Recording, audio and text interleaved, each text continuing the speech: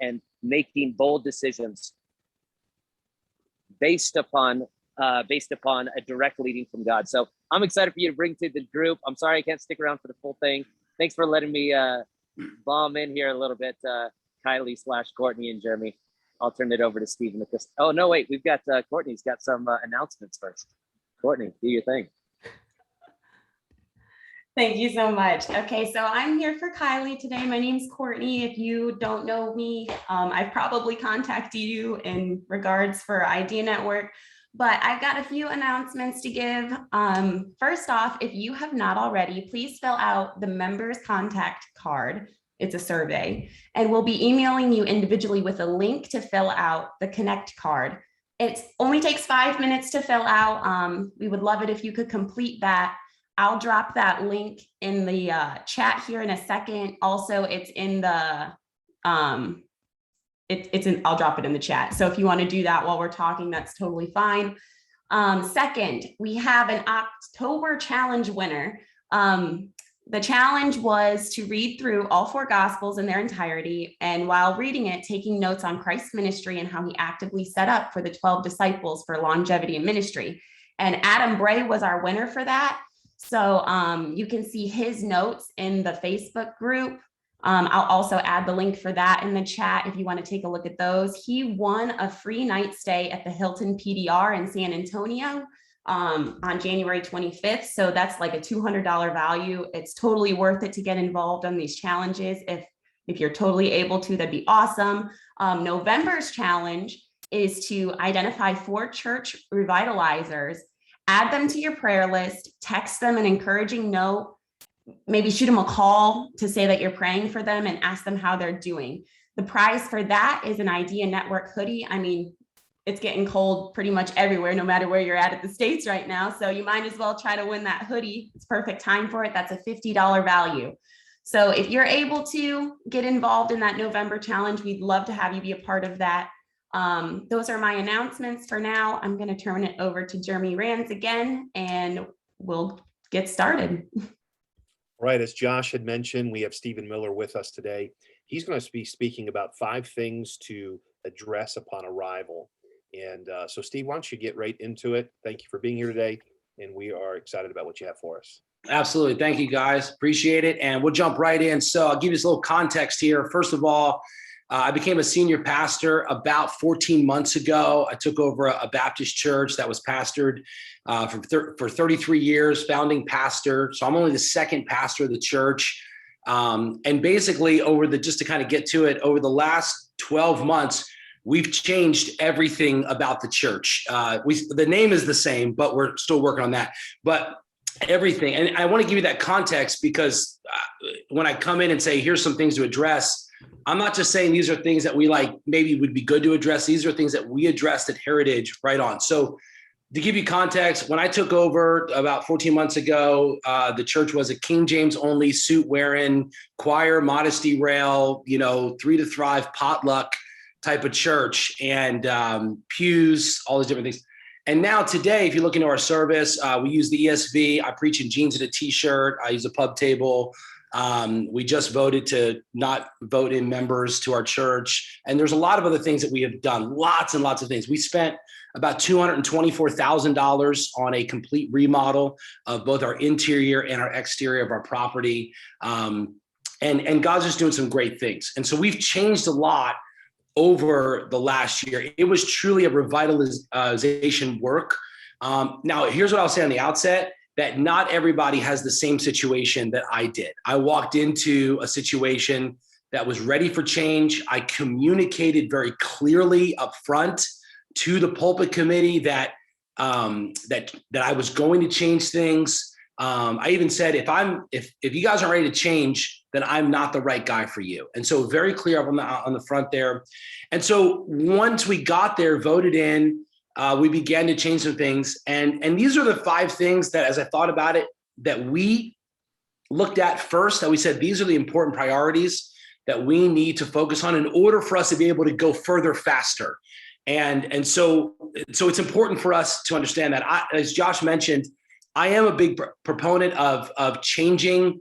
I don't like to change slow. And I think there's a big difference between changing slowly and changing strategically. There's a big difference between changing slowly and changing strategically. And I think a lot of times what we do is we change slowly, and the slowness of our change is our strategy. And to me, I would push back about that and say slow is not necessarily a strategy. Slow comes out of an emotion. I'm going to change slow because I feel something. Strategy is I'm going to change because I believe something. And so I think we have to be really focused on that. It's like pulling a tooth. You don't want to pull a tooth slowly, but you do want to pull it carefully. So if you went to the dentist and the dentist said, okay, we're going to pull part of your tooth like today, and then we're going to pull a little bit more next week, and then we're going to pull a little bit more next week, you would say, I just need you to pull the tooth and get it out. Don't hurt me, but pull the tooth. And I think a lot of times we're so focused on changing slowly that we don't realize it may actually hurt us more than it helps us. So that's kind of my little hobby horse. I'm coming back down off that to say now, what do we do at Heritage? 5 things to address once you arrive. Number 1, I would say the very first thing that you need to address once you arrive is the website. You cannot have a bad website. I'm going to say that again. You cannot have a bad website. It is better to have no website than to have a bad website. And the website is something that you can change right away. In our day and age, there are so many wonderful companies and people and freelance designers who can help you get a new website up. Because here's the thing, regardless as if people are coming to your church every single day and every single week, people are looking to go to a church, regardless of where you're at right now. You may think, man, we haven't had a lot of visitors or there's not a lot of people coming. But I guarantee there is a family or two in your community that is looking to go to church somewhere, and they're going to look at the website. And so the number one thing that we addressed was the website. We had to make sure that we were representing ourselves well. And I would say this very honestly, that most pastors don't have a good idea of what a good website needs to look like. That's okay. That's not what God has called you to. But there are people that you can reach out to, and even within the Idea Network, that can help you have a good website. And how do you define a good website? A good website that has modern pictures of your church, people in your church on the website. It's updated, it's simple, it's clear. It's not a digital bulletin for everyone in your church. It's literally a front door for the people looking to come to your church. So our website is very simple. Hardly anything gets updated when it comes to the content because it's for the visitor. We keep it very simple, very, very streamlined. And the other thing I would say about your website is in today's day and age, not only does your website need to look good on the computer, it has to look good on the phone because 90% of the people are looking at your website on the phone. So you may say, man, we've got an incredible website. It's awesome. It's laid out great. And on my big 27-inch screen, it looks fabulous. The question is, how does it look on the phone? Anytime I update our website, I always do 2 things. I check it on the computer, and then I pull up my phone and I check and see how it plays out on my phone. So having a good website. We use a company, it's called the Church Company or the Church Company.co. And we pay about $20 a month. We have a nice website, a modern website, but there are a lot of different, I'm sure you guys have different resources, but your website, what I find is that you get to the church and man, you're doing great things in the church, but nobody knows that because when they go to your website, it still looks like the old church and you've got to update that. And so I'm really, really important. You can look at, someone just said, I'm looking at Heritage website. Please look at our website. I guarantee you, you will like it. I guarantee you, because we spend so much time on that. We focus in on it. We make sure it looks good. We've had lots of people compliment on it. It is absolutely something that I take personally to make sure the website is good. So number 1, you have to have a good website because everything about you says something about you. And so that's number 1. Number 2, the second thing that we addressed when we came was the lack of community outreach. The lack of community outreach. As a church, many times when you take over a revitalization work, you're taking it over because it needs to be revitalized because no one is coming to the church. Now there's people there and they're enjoying the church and they're enjoying all the programs and things like this, but most of the time, no one is actually coming to the church. And that's because probably there's a lack of community outreach. And so you've got to shift the focus of the church from inward to outward as soon as possible. So I became the pastor in August. And in October, we did a trunk or treat in the middle of COVID, 2 months after. It was the largest community event our church had ever put on. We had hundreds and hundreds of people. We spent almost $3,000 on candy and gave out 30,000 pieces of candy 2 months after I became the pastor. They thought I was crazy, but here's what it did. It shifted the church from potlucks to people. It shifted the church from potlucks to people. And I guarantee you this, that for me, what I felt like was this: I had to make the church feel that people were coming. Here's the thing, okay? I'm sitting in my house right now, right? And there's maybe a few things on the ground and there's some things not right. You know why? Because no one's coming over my house right now. But I guarantee you sent me a text and said, hey, surprise, I'm in town and we were buddies and we're close. Even as close as we are, you told me you were coming over, I probably would just like go fix the pillows a little bit. I probably would go maybe put on a different shirt, right? Why? Because when people are coming, it changes everything. When people are coming, it changes everything. People don't feel the change if the change is just for them. So we had to address the lack of community outreach just to say, hey, guess what, folks? All those people that were just on our property, now they know where our church is. Now people are going to be coming. And we had to change the attitude, because I dealt with kind of an insider-focused church where the nursery worker would walk around with the baby. Why? Because she knows the parents of the baby. And so she'd walk around the foyer and kind of just, hang out and talk and no big deal, right? And there was about 25 FICA plants on the stage, and there was big banners, and the kids ministry had mold in it. I'm not even joking. Mold, we had to spend $13,000 in mold remediation so that our kids were not breathing in mold. And that was fine. You know why it was fine? Because everyone who was already there was fine with how it was. But when people are coming, it changes everything. Now we have to make sure that there's no mold in the kids' room. Now we have to make sure that the nursery has a check-in system. And when people are coming, it changes everything. How do you get people to come? Through community outreach. You've got to do something, anything, to engage the community and shift the focus from potlucks to people. Because now people are coming. It's so important. So that's the one thing that we addressed. We talked about, we had 3 or 4 community outreaches. Also, what that does too is that the people who are with you, who've invested in the past in the ministry, appreciate that you're trying to utilize what they've invested in. We had like a 2-acre field that the people had bought years ago that they had never done one community outreach thing on. And we finally did an Easter egg hunt, had hundreds of people there, gave out thousands of Easter eggs. And the older folks came to me and they were like, thank you. We invested in that so many years ago and we've never done anything. You've got to utilize that. So 2 things. The website would be number 1. That's what we addressed. Number 2 would be the lack of community outreach. You've got to get people coming.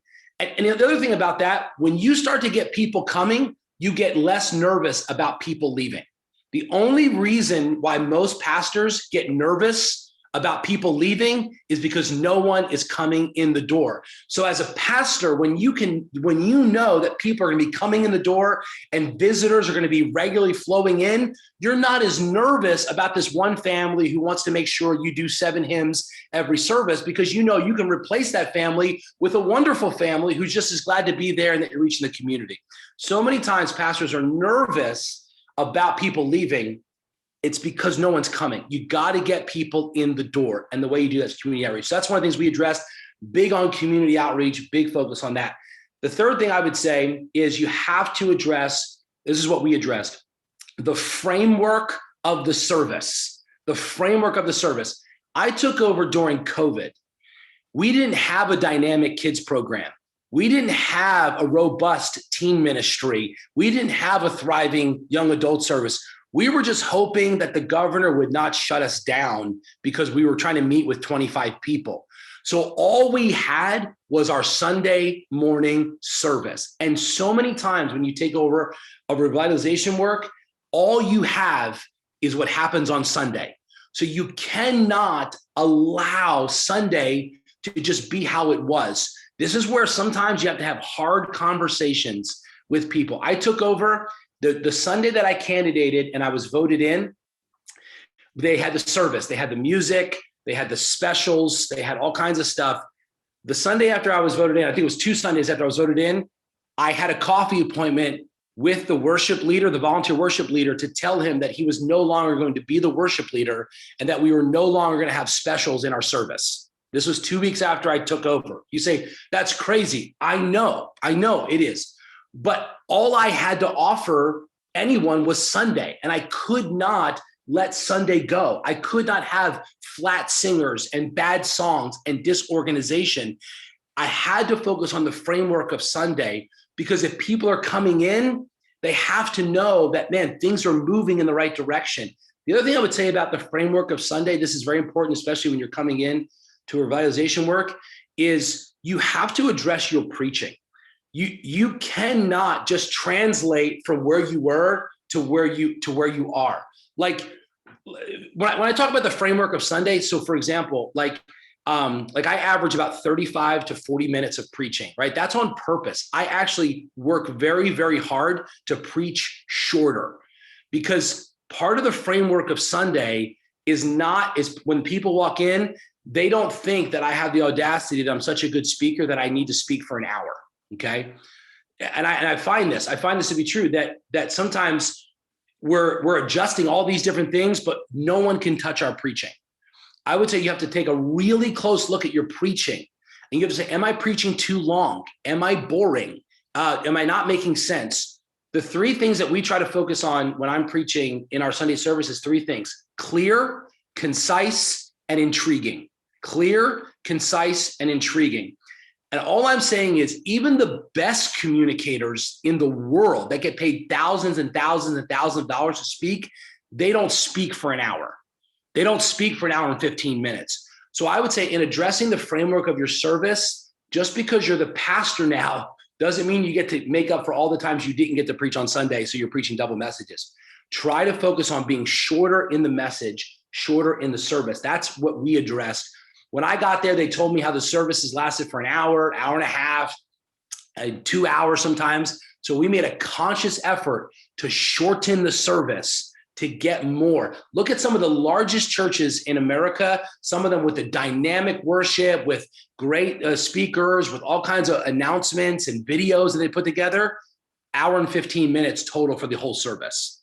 So you've got to focus on the framework of the service, because if all you have is Sunday, then you have to make sure that's moving in the right direction. And you have to have some hard conversations to say, we're going to present a quality service. I would go as far as to say this: if I was in a situation where I had to choose between bad music or no music, I would choose no music.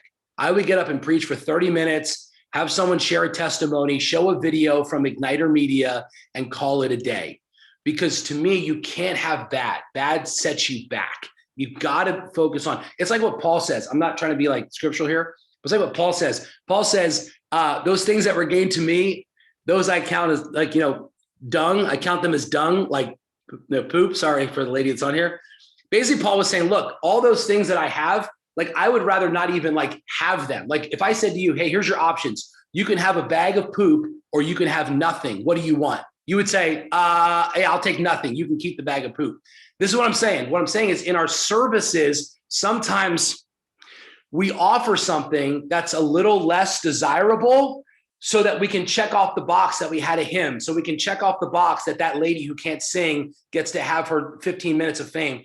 I would rather have nothing than a bag of poop. Okay. That's as clear as I'm going to say it. So that's what I'm trying to say. We've got to look at the framework of our service and say, is Sunday morning something that people are wanting to be a part of, and how can we adjust it right away? That's what I would address right away. Number 4 is this, that I would address the perception of the people, the perception of the people. Here's what the biggest lesson that I have learned in revitalizing a church is that depending on who you talk to, they'll tell you how great or how not great the church is. All right. So like if you say to somebody, tell me about VBS.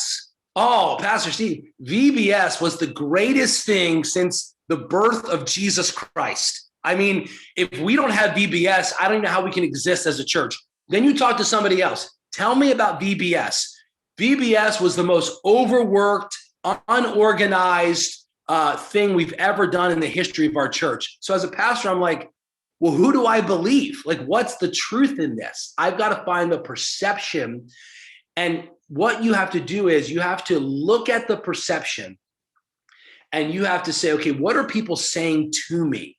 And how do I implement my vision based upon their perception? So whether it be VBS or the choir or another thing, people are going to tell you stuff, because especially when you become the new pastor, they're going to tell you all kinds of stuff. Oh, pastor, now I know you're the new pastor. Are we still going to have the chili cook-off every year? I'm not going to say, oh yeah. And I'm not going to say, oh no, we're not having that. I'm going to say, well, tell me about that. Tell me about the chili cook-off. What was it like? Did people like it? Did a lot of people come out? What was the vibe about it? I'm going to ask several people about it. Why? Because I'm trying to gain the perception. We did this recently with our Wednesday night. We added a Wednesday night Bible study. And I asked people, I said, tell me what the Wednesday night was like in the past. I got everything from 80 people showed up to 8 people showed up. And so when I finally got the perception, it gave me clarity in the decision. If you lack perception, then you will lack clarity in the decision, because you won't know why you're doing it. It's important. So that's one of the things that we address. And there's more to that, but just understanding what people are saying, what's been the history of the church, what is the church valued, and how can you now implement your vision based upon knowledge? Because if you get up and you say to the church, hey, so this year we're going to cancel VBS, and they don't think you have the perception of VBS, they're going to go, oh, Pastor Steve must not know what an incredible hit it was. But if I come to that change with perception and insight, then people feel like I've done my homework and I've done my due diligence, and this is an informed decision, not just a decision. So the perception of the people. The last thing I will say is that we looked at when we came in was that you need to address is the next big step holding you back. So this is more general for your context. The next big step holding you back. So for us, ours was our facilities. We had to address our facilities. It was really bad, really old, really outdated. The next big step holding you back. The idea is that when I came in as the pastor on day one, I always knew from day one how I was going to update our facilities. I had a plan, I had a vision, but I couldn't implement that right away. It was too much too soon. But from the first day until 12 months later, we were constantly having conversations and creating strategy to get us to the next big step. I would define the next big step as a visual change that fundamentally shifts the culture of your church. A visual change. So a big step is not taking your tie off. Maybe for you it might be, but for ours it wasn't. A big step is we're going to do something that is so visual that it literally fundamentally changes the culture of our church. For us, it was updating our facilities. It was going from pews to chairs. It was going from a choir-driven service to a band-driven service. It was going from white walls to black walls. It was going from no coffee shop to a coffee shop. So the idea is that there are things happening right now that you need to change, but they're so big that if you change right now, it would hurt you. That doesn't mean you just let it go. What it means is every conversation, activity, private conversation, coffee appointment, you're directing people towards that change so that by the time we got to where I announced we need to update our facilities, I had talked to so many people, I had mentioned it to so many people that they were on board, not because I said, oh, one day we'll change that, but every day we were addressing that in some way, shape, or form so that people were on board with the next big change. And this is what I'll say, and this is just my opinion. These are my thoughts. This is not Bible, obviously. These are just my thoughts. But I would say this, that the longer you tolerate, the harder it is to eliminate. The longer you tolerate, the harder it is to eliminate. The reason why I believe, and I subscribe to changing things not carelessly, but carefully, not slowly, but strategically. The reason why we've changed so much in the last year is because I felt like the longer I tolerated things, the harder it would be for me to come back and try to convince the people why I never liked it in the first place. So that if I wore a suit and tie, not normally wearing a suit and tie, but if for me, my contest, if I wore a suit and tie for 5 years, and then all of a sudden one day I'm like, I'm not going to wear a suit and tie anymore, right? To me, I think the perception of some people are like, well, why not? You've worn it for 5 years. Why all of a sudden do you want to change? Well, because it hurts our, and whatever reason, they're going to say, well, do you mean that same reason has been hurting us for 5 years? Well, it doesn't create a sense of, welcoming and belonging. Well, Pastor, you've been doing it for 5 years. So for the last 5 years, have we not created a sense of welcoming and belonging? The longer you tolerate, the harder it is to eliminate. That's why, to me, it comes down to strategic. Look, I am no expert on this. I only post my good days on Sunday on social media. I never post my bad days, okay? I only post when people I've never posted a picture of an empty baptism and said, we had no one baptized today. I've never done that, right? So I'm not trying to come out of end all be all, but I'm very passionate about this. I'm living this. And here's the other thing I would say to any young pastor, including myself, there are many, many wonderful pastors on this call who have been pastoring a lot longer than I have, who can give you incredible insight and who have lived out some of these changes. And I would just say, as kind of a side note, the last thing I would do is make sure you have a mentor and someone that you're running these things by before you make these changes. Everything that I've talked to you about, that I've shared with you, I have run by Pastor Robbie Green multiple times. He is very gracious to give me time on the phone. We've talked for over an hour, and I've said, Pastor Rob, this is what I want to do. And he's helped me through these things. So I wouldn't just go into this guns a-blazing. I would have this passion, but also wisdom says, have someone that you can run this by to give you some insight, who has been down the road, who is seasoned, who can help you navigate through some of the challenges. So there's just some thoughts for this afternoon. Stephen, wonderful. Thank you. And I really appreciate even that last part, is because a lot of us have changes we want to make, and it's always great to run those by people that have already gone through some of those changes as well. So we're going to break out into 3 breakout sessions, and I'm going to give you 3 questions to talk about. Number 1 is this: what are areas in your church that you feel that are ready for change right now? Areas in your church that you feel right now that are ready for change. Number 2, what are areas in your church that you are concerned about changing? So what are the areas you know need to change? What are areas you're concerned about changing? And that might be because of culture. It might be because he talked about pulling that tooth. What a great analogy that was. It's got to come out, and it's caring in how it comes out, not necessarily just drawing it out, making it slow. So what are areas in your church that you feel are ready for change? What are areas in your church that you are concerned about changing? And then number 3, I'd like for us to talk about this. What is keeping you from making the needed changes? What is keeping you from making the needed changes? And maybe this breakout session could be that mentorship that he just talked about.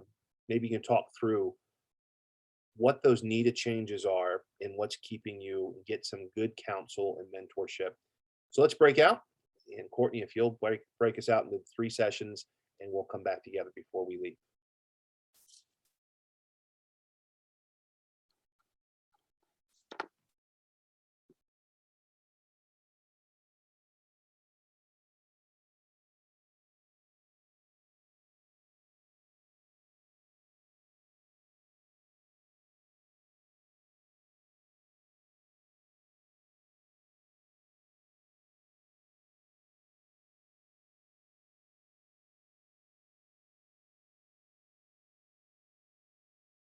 Start before you.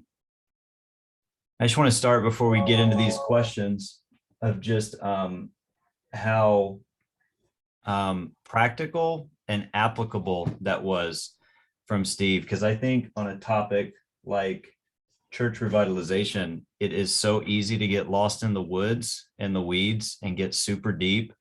And I think what we just heard was so practical and applicable. So I think that's a good springboard into some good discussion today. So let me go ahead and get into these questions. Number one, what are areas in your church you feel are ready for change? Anyone want to start us off with some conversation there? Just go ahead and unmute yourselves and go ahead and pick it up.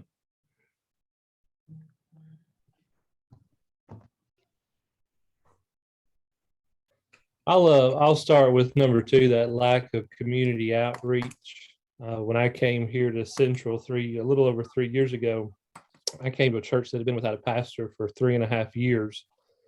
And they had kind of circled the wagons more extensively each and every year until 3.5 years into the process. And they had stopped VBS, they had stopped fall festivals. They just had not done anything for an extended amount of time. And the first 6 weeks when I brought up community outreach, there was sheer panic on the looks of some of the leadership's faces, because we were about to spend money. We didn't spend $3,000 on candy by any means. That would have been really cool.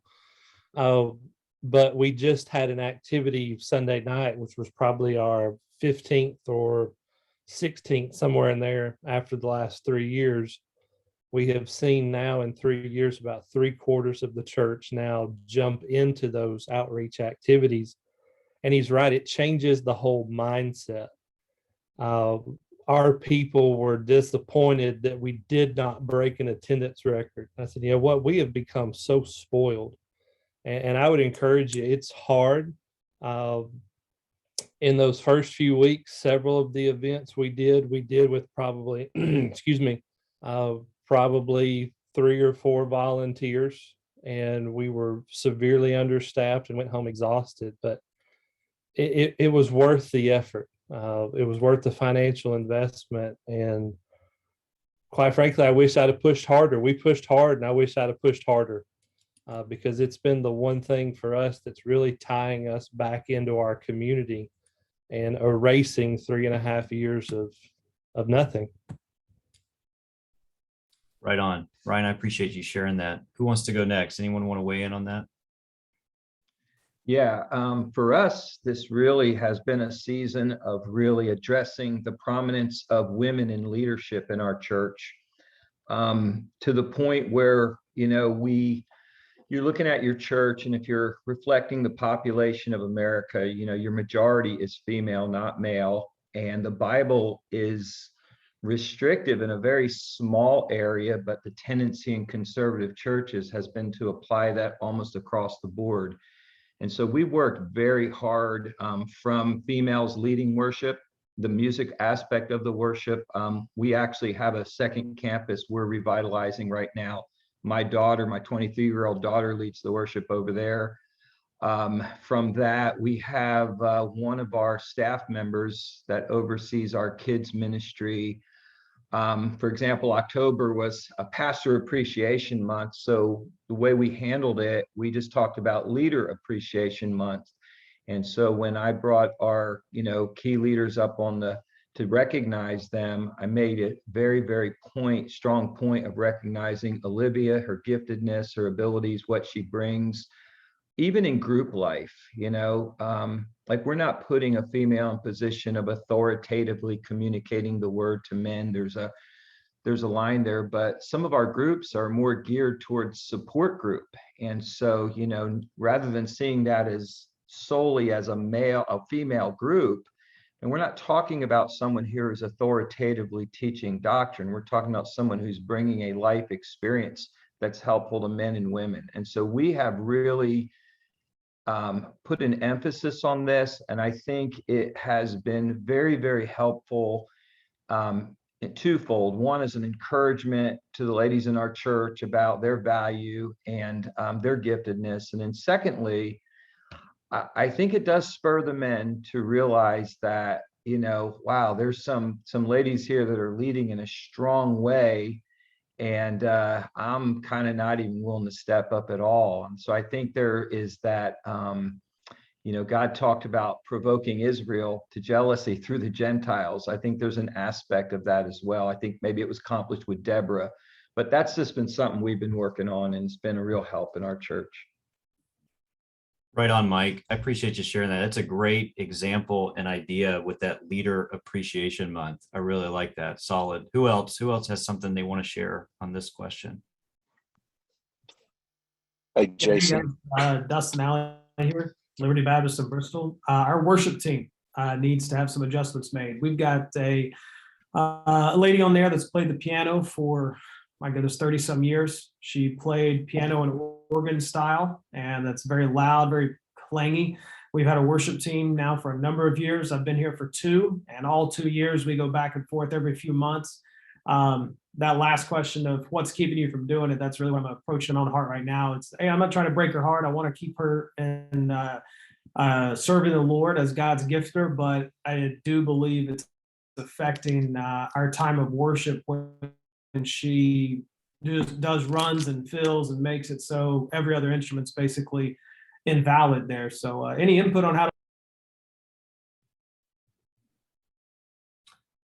You broke up there towards the end, but any input from you guys? I think that one concept, the longer you tolerate, the tougher to eliminate, that Steve said, I thought was so good. Anybody want to weigh in on what Dustin's got going on? Yeah, Heath. Yeah, we had something very similar during COVID, and that was one of the things that actually COVID helped us on. We had one piano player who was just kind of drowning out the music, for lack of a better word. So we instituted during COVID, we instituted a team approach, and we went away from one particular person playing the music every single Sunday to we have multiple people who play on a rotating basis, and allowed our people to see, number one, that there was a multiplicity of talent in our church, but number two, it also showed that it wasn't just on one person alone. And it allowed us to kind of weed through some of the people who we knew weren't as gifted with the style that we were trying to put out. We have a more acoustic set now, but it allowed us to be able to pick who's the piano player that we want playing with our acoustic set on an ongoing basis. So that was something that helped us. It allowed us to get kind of on a rotation, and allowed, our biggest thing was our people saw that there were a lot of musicians in our church that were all contributing. Good thought. Did anyone else want to weigh in? Yeah, I just wanted to say on what Heath was saying, Christmas season is a great time of year to make changes. We have a saying at our church, do it while we're doing it. Christmas, people expect things to be different. You know, it's kind of that season, whether it's the setup of the stage or anything else. That is a great time to implement change. And when you come out on the other side, you know, you just don't go back to where you were. And so we have found that December is the best month of the year to implement change. Awesome. We have to understand as well, there are some decisions that you're going to make. You cannot avoid people being offended. They're going to be offended no matter what you do. So it's not, how do I make this decision without offending people? That could be impossible. And that right there will stop you from making any decision, because now you have an impossible task that'll stop you every time. Because you know in your heart, if you make those changes, somebody's going to get their feelings hurt and somebody's going to get offended. And so what the better way to approach those things are, how can I approach this without my spirit being bad? How can I be sure that I'm walking with the Spirit of God and doing what's right for our church? And when you approach things that way, people are going to be offended. People are going to leave. It's going to cause problems. But you can't let that hold you hostage. My wife and I have this conversation so often, is if you're going to pastor, you're going to offend people. And you can't have such thin skin that you're not going to make any decisions, because it will just paralyze you. And so I know those are tough decisions. You ask somebody that's been so faithful not to play, but you have to. And you have to do it with tactfulness and with love and care. And I always would reward them publicly and thank them for all of their years of service and all the wonderful things that they've done. I still am going to ensure that they're not going to get offended, but it helps everyone know that you did it in love and you care. Yeah, it's good. We went through saying it. all. You get. Oh, I was gonna say I'm a keys player, and so that kind of style playing that you're talking about is definitely when they're having to carry everything. But sometimes, if a person is teachable, you have great resources out there like, well, say Loop Community is a cheaper one, or multi-tracks. Just letting her hear how the purpose of the keys now, how it's different. It's less busy, so she might feel like, well, I'm not playing anything, but the keys are a support role in there. So if she's teachable, it's possible, to do that as well. Yeah, I'm the worship guy at our church, and we actually, that's kind of one of the things where, just training your people to understand that some songs are actually written on guitar, some are written on piano, some are written, various different ways. And so, what is your role within that song?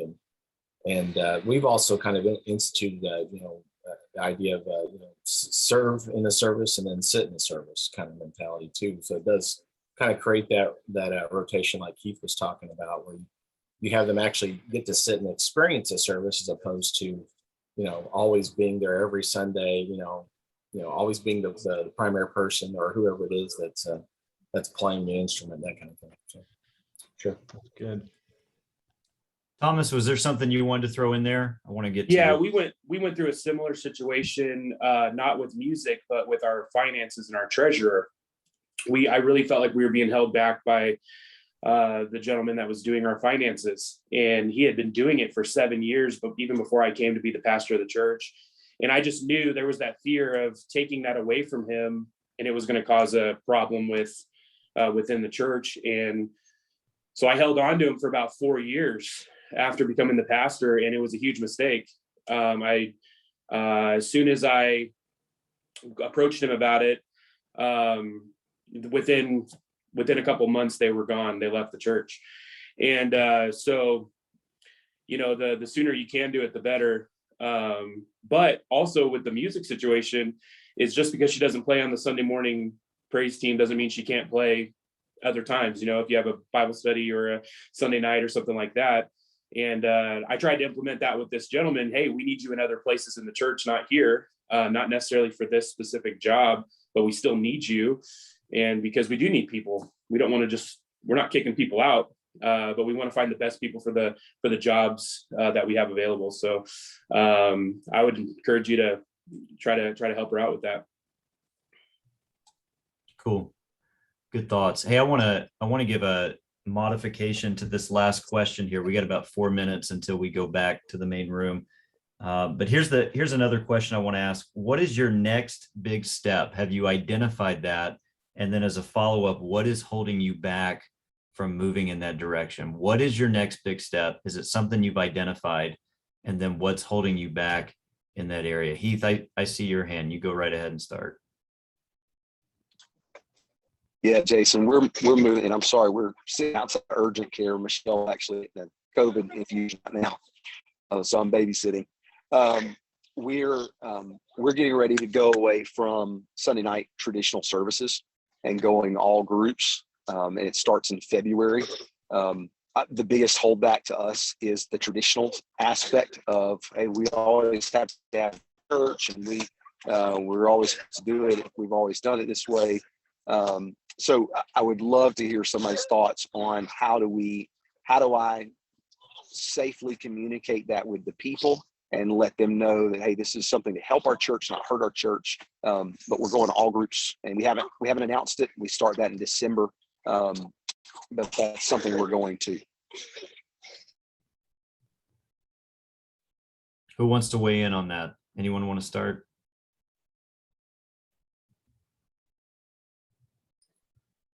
Church, we were not this church I'm in now, but previous church, we did a similar thing there, and we kind of we created. I don't know if what you're doing as far as age group wise, that kind of thing, but we actually had a class that was for some of those, those more established, senior saints, as it were, that liked that format, and we had a class for them, and they, we let them kind of run with it how they wanted to, and they actually had like their own little more traditional service in that sense. But as far as the rest of it went, I mean, a lot of our people, they really like the idea of, going to those groups. They like the idea of being a part of kind of a smaller community within the larger church there. But I don't know if that's if that's kind of what you guys are kind of going to, maybe some age-based maybe, or is it just kind of yeah, we're going to basically going through books of the Bible together, and we're just basically dividing up groups by couples, singles, male, female, kids, or just dividing it up across the board, and still offering one general class in the main auditorium. So those people who feel like they want church, like traditional church, still going through the exact same book, the exact same style, but it gives those people kind of their avenue where they feel like they're still getting what they want. Yeah, definitely. And Stephen kind of hit on this in the main session. The pastor from that church, it was something they were always communicating. They were communicating, and almost over communicating. And then finally, when it started getting closer, people were like, "Well, when are we going to get this started?" I mean, that was literally the reaction they had. And so you kept hitting on it, keep hitting on it. This is coming up. This is coming up. This is where we're going. This is where we're going. And then finally they were like, okay, let's make it happen. It was just kind of that, they were ready for it even before it even started. So. Hey, great discussion today, guys. Hey, Heath, I would just tell you this too, before we break back. We do a hybrid approach at our church. We have small groups, but we still have a midweek service for those who don't want to go to a home, or they are more a traditionalist and they want to do a more traditional service. And we have people that do that. And it's a hybrid approach. We thought it was going to be temporary, and it's turned into be more permanent. So most of our people midweek are in a group on a Monday, Tuesday, Wednesday, Thursday, or Friday, but we still leave that option for the few.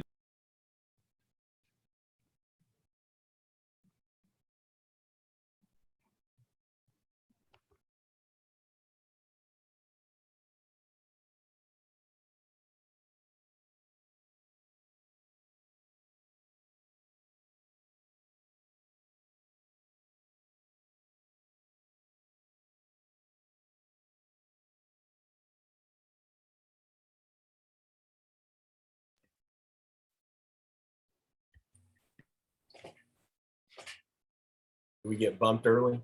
I think a little bit there, but that's about when we were supposed to wrap up there. I'm not sure what happened. All right, I think we are all back, and sorry about that. You might have been interrupted there, but we've got three groups here. I'm going to ask Jason, would you were waxing so eloquently there before you were cut off there. Why don't you just wrap up your group, tell us the things that the highlights of it, and then we'll hear from the other two guys as well before we dismiss.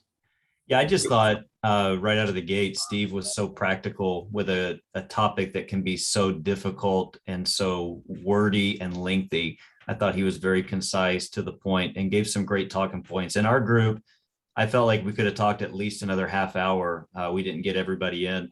But really, the two things that stuck out the most to me were Dustin and Heath. Both came with practical questions.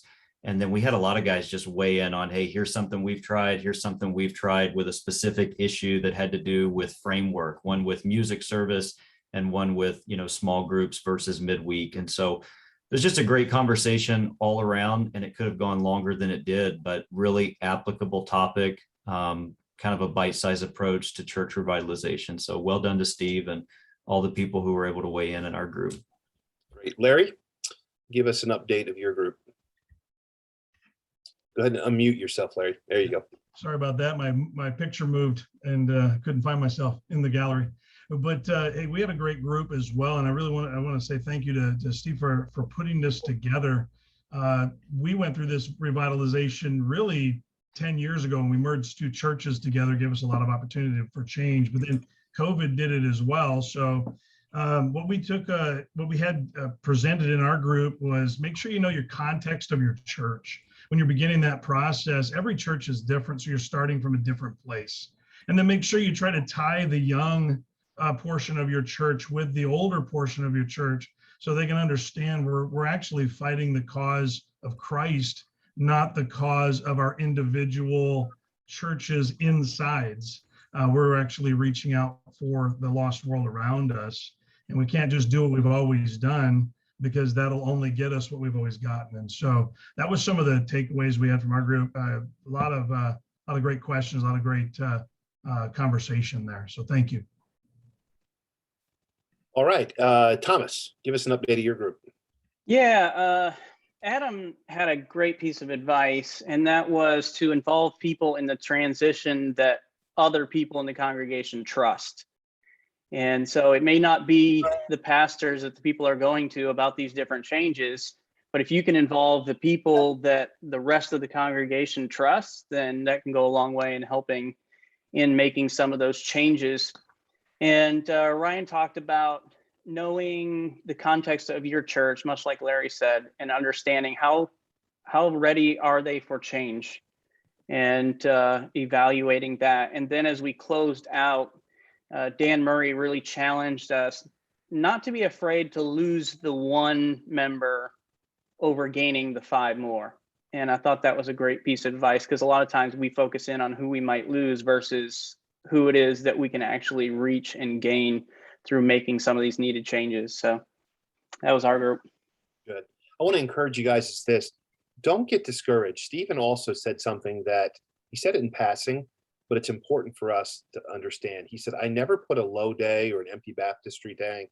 I never put the low spots of church. If we're not careful, we evaluate what everyone else is doing on social media, and we think that everyone else is succeeding at this revitalization or planting a church, and that we're the only ones failing because we're looking at what everyone else is doing well.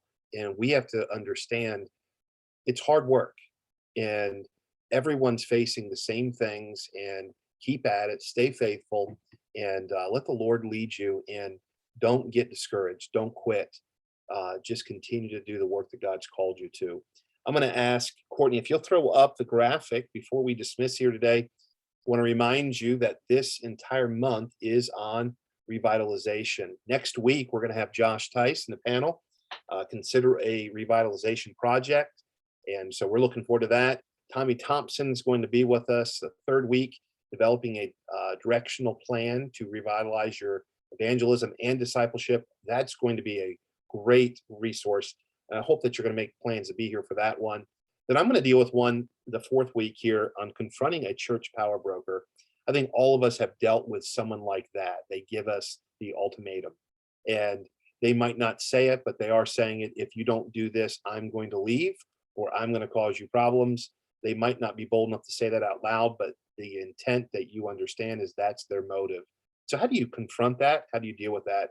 And then Sam Rayner is going to end this month on 5 immediate updates to an aging facility. So if you have facilities that need some updating, Stephen talked about some of that today, and I think that is so valuable, and he's going to speak specifically on that topic. So I want to encourage you, be out every single week, Tuesday this month, and appreciate Courtney filling in for Kylie, and she does a lot of the behind the scene things. So we appreciate all the hard work she does with the network. And so thanks, guys. I pray you have a great week, and we will see you back here next Tuesday.